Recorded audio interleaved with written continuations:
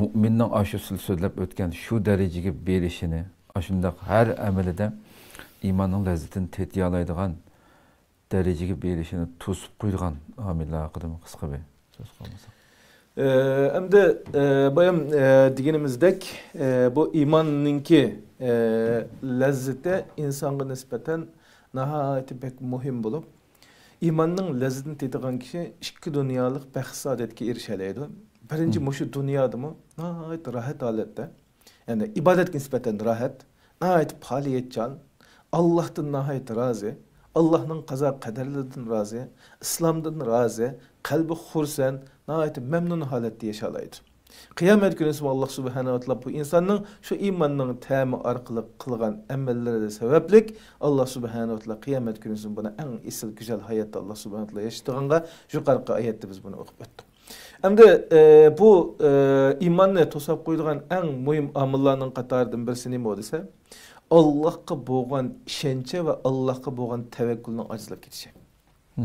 Chunki Allohga haqiqiy ishonch bo'lgan vaqtida inson hech qanday narsadan qo'rqmaydi.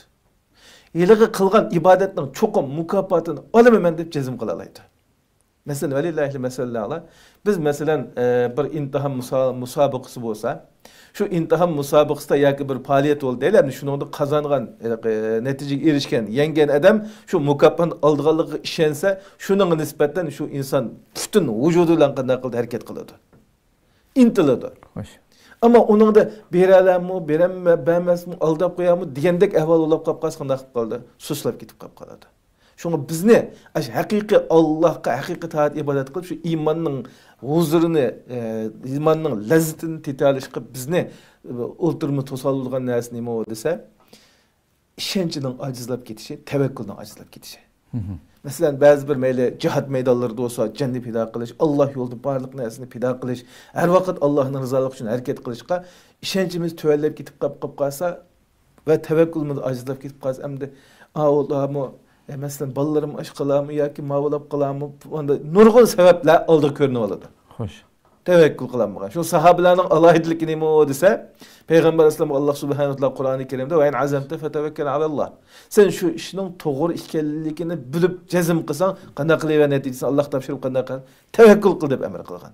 Sahabeler mana şu ayetki nayet bek emel qilib, Peygamber Aleyhisselam'ın sahabeleri şu işinin şeriat cihatının doğru işkellikini bilse, tevekkül qılıverdi. Onun neticesini ahvalını kimge Allah Subhanahu wa ta'ala tavşirdi. Şu Allah Subhanahu wa ta'ala Kur'an-ı Kerim sahabelerini şundaq nihayet isil sübetler bilen medihligen. Şu tevekkül pek muhim insanın nispeten. Biz kıldığan iş şu, kılmakçı olan haletimiz şeriatga uygun, toğırlan boladı iken, Allah'ın rızası apırgan emel oladı iken, qağını Allah'a tapşırıp qanday qilishimiz lazım. Tevekkülünü müstekkinleşimiz lazım.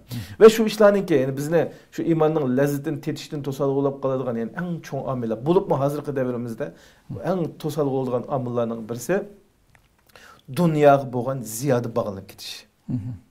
Dünyaya boğan ziyade bağlanıp gidiş.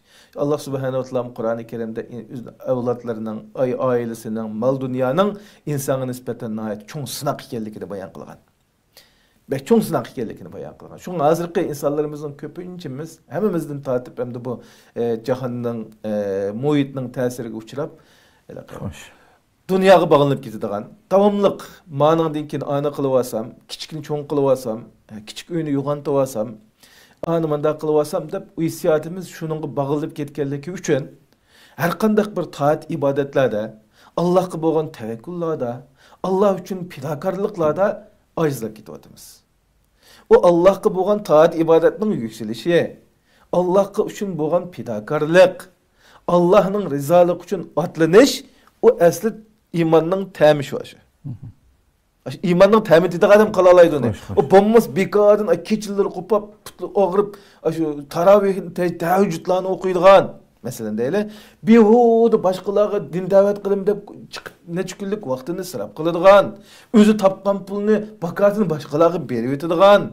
Mesela özünün vaktini ayet için emez, halk için, millet için çıkılıp etdiğin iş, o imanın lezzetini tetimağın bir adam için bihudu işi o. Şunu kapırlarda o başka adamlar iş bulmaydı o. Çünkü ola dünyaya bağlanıp ketkenlik için. Ama imanın təmin tediği adamlar için onu kılalaydı. Ama biz ne şu işten tosap koyuyatkan nəsi neyim bolavatı da hazır desek, Dunyoga bog'lanib ketib qolish. Anasimiz qavm ketib qolarmi? Jiqaraq xayr-ehson qilsak pulim azlab qolarmi? Bek ibodat qilsam bek charchab ketibman. Demak, xulosa aytgan vaqtida ikkinchi shu bizni iymonning lazzatini tetishni to'sab qo'ygan amillardan birisi dunyoga bog'lanib ketish. Üçüncüsü sag'ir gunohlarga parvosiz bo'lib qolish. Kichik günahlar. Kichik günahlar parvosiz. Endi bizlarga kichik gunohlarni hozirgi vaqtida bu kichik ishlar bo'lsa, bu bir cho'ng ishga apamisa, bu harom bo'lmasa, masalan. Buningga nima bo'lib ketdi deydigan nurg'un ushaq ishlar bizga nisbatan hozir gunoh solanmaydigan bo'lib ketib qoldi. Masalan, salaf solihlardan sizlar nima uchun mana shundaq aslinglarni saqlab qala oladinglar?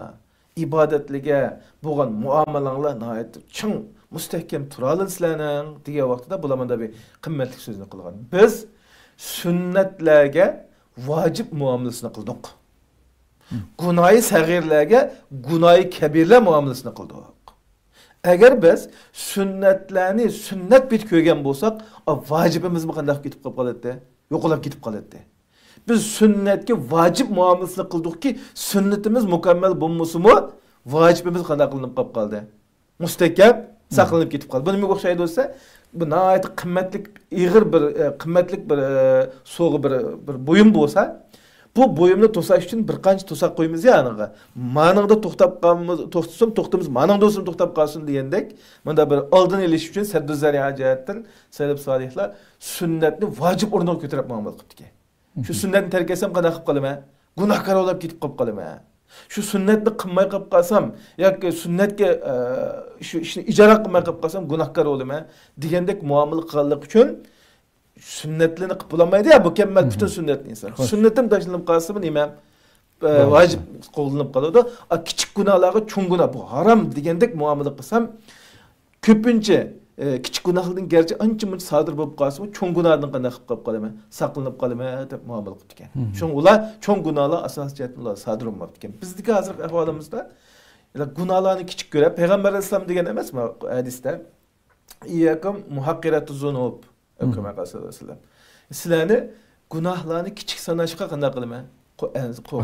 Agahlandırma deb.